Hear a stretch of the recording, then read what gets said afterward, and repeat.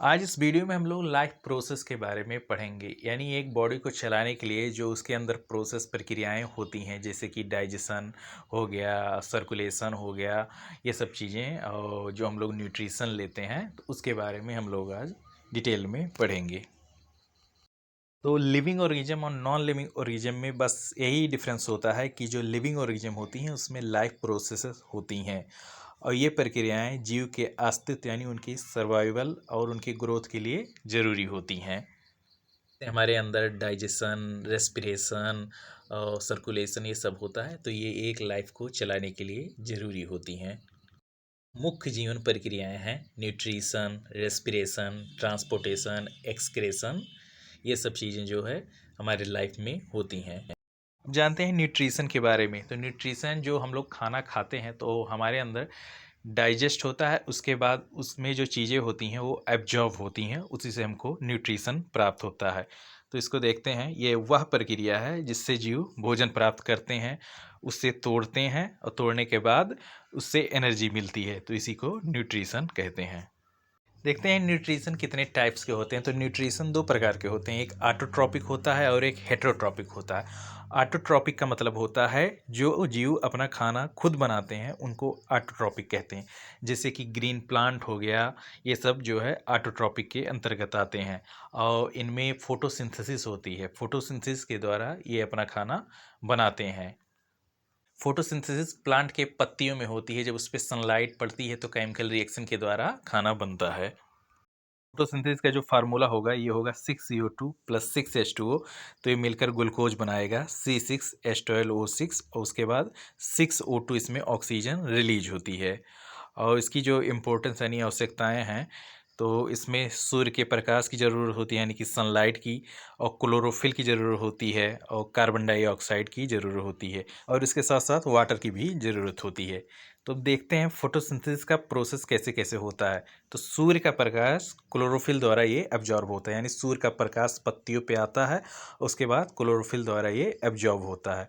तो उसके बाद फोटोलिसिस होता है जिससे ऑक्सीजन बनती है, और उसके बाद कार्बन डाइऑक्साइड और H2 जो है मिलकर ये ग्लूकोज बनाते हैं।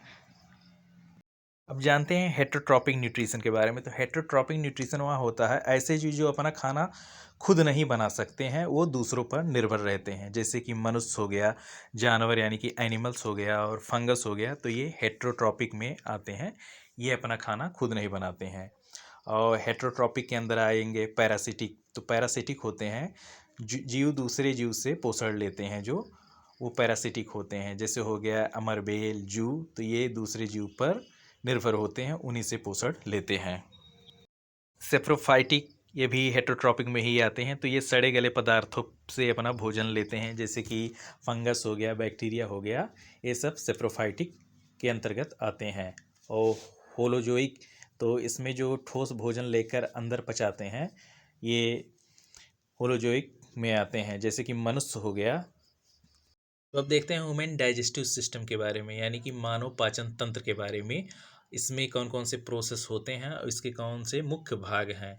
तो माउथ के द्वारा हम लोग भोजन ग्रहण करते हैं, उसके बाद दांत से भोजन को चबाया जाता है, और लार में एमाइलेज एंजाइम जो होता है वो स्टार्च को तोड़ने का काम करता है। ओएसोफेगस, तो इसका काम होता है भोजन को पेट तक पहुंचाना, यानी कि ये भोजन को पेट तक पहुंचाने का काम करता है। स्टोमक, स्टोमक में HCl भोजन को एसिडिक बनाता है, और पेप्सिन का काम होता है, पेप्सिन प्रोटीन को तोड़ता है। उसके बाद खाना पहुंचता है स्मॉल इंटेस्टाइन में। तो स्मॉल इंटेस्टाइन में पित्त जो कि लीवर से निकलता है, अग्नाशय रस यानी पेनक्रियाटिक जूस, और आंत्र रस से पाचन पूरा होता है। उसके बाद खाना पहुंचता है लार्ज इंटेस्टाइन यानी कि बड़ी आंत में, जहाँ पे वाटर का एब्जॉर्प्शन में होता है, और लास्ट में अनस के द्वारा जो वेस्ट पदार्थ होते हैं वो बाहर निकल जाते हैं। डाइजेशन के 5 चरण यानी कि इसमें 5 प्रक्रियाएं होती हैं। सबसे पहले हम लोग इंजेशन यानी कि भोजन को लेते हैं, उसके बाद डाइजेशन होता है, भोजन को छोटे छोटे पार्टिकल्स में तोड़ा जाता है। उसके बाद एब्जॉर्प्शन, एब्जॉर्प्शन यानी भोजन में जो न्यूट्रिशन होते हैं, पोषक तत्व होते हैं, उसको रक्त में जाना होता है, इसी को एब्जॉर्प्शन कहते हैं। और लास्ट में होता है एसिमिलेशन, यहाँ पर पोषक तत्वों का प्रयोग जो है ऊर्जा व ग्रोथ के लिए होता है। और लास्ट में होता है इजेशन, तो यहाँ पे जो अपचित भोजन है यानी इनडाइजेस्टेड फूड वो बाहर निकलता है। अब देखते हैं रेस्पिरेशन के बारे में। तो रेस्पिरेशन का मेन काम होता है भोजन को तोड़ना, जिससे हमको एनर्जी मिलती है।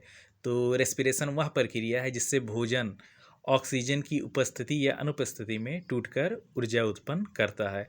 तो इसका जो फार्मूला होगा वो C6H12O6 यानी कि ग्लूकोज प्लस 6O2 ऑक्सीजन, ये दोनों मिलकर और रिएक्शन करेंगे और टूटेगा 6CO2 plus 6H2O plus energy में। यानी कि जब ग्लूकोज और ऑक्सीजन रिएक्शन करेंगे तो कार्बन डाइऑक्साइड, वाटर और एनर्जी ये बनेगा। जानते हैं टाइप्स ऑफ रेस्पिरेशन के बारे में कि रेस्पिरेशन कितने प्रकार के होते हैं। तो रेस्पिरेशन ये दो प्रकार के होते हैं, एरोबिक रेस्पिरेशन और एनारोबिक रेस्पिरेशन। एरोबिक रेस्पिरेशन का मतलब होता है ऑक्सीजन के प्रेजेंस में, और इसमें जो एनर्जी होती है वो अधिक उत्पन्न होती है। इसका जो एग्जाम्पल हो गया जैसे कि मनुष्य हो गया और पौधे हो गए, तो इसमें एरोबिक रेस्पिरेशन होता है। और एनारोबिक रेस्पिरेशन तो ये ऑक्सीजन के अब्सेंस में होता है, तो इसमें कम एनर्जी जो है वो प्रोड्यूस होती है, और इसका एग्जाम्पल हो जाएगा ईस्ट। अब देखते हैं ह्यूमन रेस्पिरेटरी सिस्टम के बारे में, यानी मानव श्वसन तंत्र के बारे में। तो इसके जो मुख्य अंग हैं, पहला होगा इसमें नेजल कैविटी। नेजल कैविटी का काम होता है वायु को साफ करना है, जिससे कि हमारे अंदर स्वच्छ हवा जाए। उसके बाद फेरिक्स, तो फेरिक्स ये ईयर और भोजन का मार्ग होता है। और लैरिक्स का काम होता है आवाज़ प्रोड्यूस करना, यानी कि जब हम बोलते हैं तो इसमें लैरिक्स में वाइब्रेशन होता है जिससे कि आवाज़ प्रोड्यूस होती है। ट्रेकिया का काम होता है ये फेफड़ों तक वायु को पहुंचाता है। और ब्रोंकाई का काम होता है फेफड़ों के अंदर वायु ये फैलाने का काम करते हैं ब्रोंकाई। और उसके बाद जो ईयर है वो लास्ट में लंग्स में होता है, जहाँ पे गैसियस एक्सचेंज होता है अल्वेओली पर। अल्वेओली का मेन काम होता है यहाँ पे ऑक्सीजन और कार्बन डाइऑक्साइड का एक्सचेंज, यानी कि आदान प्रदान होता है। अब देखते हैं ट्रांसपोर्टेशन जो हमारे शरीर के अंदर होता है उसके बारे में। तो ट्रांसपोर्टेशन को हमारे अंदर कंट्रोल करता है सर्कुलेटरी सिस्टम। तो अब देखते हैं डिटेल में। तो इसमें सबसे पहला है हार्ट। हार्ट का काम होता है ब्लड को पंप करना, ये ब्लड को पंप करके पूरे शरीर में पहुँचाने का काम करता है। तो हमारे हार्ट में 4 चैम्बर होते हैं, right atrium, right ventricle, left atrium, left ventricle. और ब्लड, तो ब्लड में आरबीसी होता है, यानी रेड ब्लड सेल्स। आरबीसी का काम होता है ऑक्सीजन ले जाने का। डब्ल्यूबीसी का काम होता है तो यह रोगों से रक्षा करता है शरीर का। और प्लेटलेट्स का काम होता है यह रक्त का थक्का बनाने में मदद करता है। और प्लाज्मा, तो प्लाज्मा जो ब्लड में लिक्विड पार्ट होता है ये प्लाज्मा होता है। अब देखते हैं ब्लड वेसल्स के बारे में। तो इसमें पहला है आर्टरी। आर्टरी का काम होता है यह हार्ट से रक्त बाहर ले जाती है। और वीन्स, तो वीन्स का काम होता है ब्लड को हार्ट तक पहुंचाने का। कैपिलरीज यानी केशिकाएं का काम होता है तो यह रक्त और कोशिकाओं के बीच आदान प्रदान करता है। अब देखते हैं ट्रांसपोर्ट्स इन प्लांट्स के बारे में, यानी पौधों में परिवहन कैसे होता है। तो इसमें पहला है जाइलम। जाइलम से क्या होता है कि यह जड़ों से जल और खनिज ऊपर की तरफ ले जाता है। फ्लोएम का काम होता है तो जो पत्तियां भोजन बनाती हैं उसको प्लांट्स के पूरे पार्ट्स में पहुंचाना, ये फ्लोएम का काम होता है। देखते हैं एक्सक्रेशन के बारे में। तो एक्सक्रेशन शरीर में जो अपशिष्ट पदार्थ बनते हैं जैसे कि यूरिया, CO2, इसी को बाहर निकालने को एक्सक्रेशन कहते हैं। तो ह्यूमन एक्सक्रेटरी सिस्टम यानी मानव उत्सर्जन तंत्र में मुख्य अंग है। पहला इसमें गुर्दे, किडनी, तो ये जो है ब्लड को फिल्टर करने का काम करते हैं। यूरेटर का काम होता है यूरिन को यूरिनरी ब्लैडर तक ले जाना, और यूरिनरी ब्लैडर जो है ये यूरिन को स्टोर करने का काम करता है। यूरेथ्रा का काम होता है तो यह यूरिन को बाहर निकालता है। और गुर्दे की जो यूनिट होती है तो वो है नेफ्रॉन, ये गुर्दे की फंक्शनल यूनिट होती है। इसमें नलिकाएं होती हैं जो रक्त से यूरिया और जो वेस्ट पदार्थ है उसको छानने का काम ये करती हैं। अब देखते हैं प्लांट में एक्सक्रेशन कैसे होता है। तो ऑक्सीजन को फोटोसिंथेसिस में छोड़ना, गोंद, रेजिन, लेटेक्स द्वारा जो वेस्ट पदार्थ है उसको निकालना, और पत्तियां गिराकर वेस्ट पदार्थ को हटाना, तो ऐसे प्लांट में एक्सक्रेशन होता है। तो वीडियो आप लोग को अच्छा लगा है तो ज़्यादा से ज़्यादा चैनल को सब्सक्राइब करिए, वीडियो को लाइक करिए। धन्यवाद।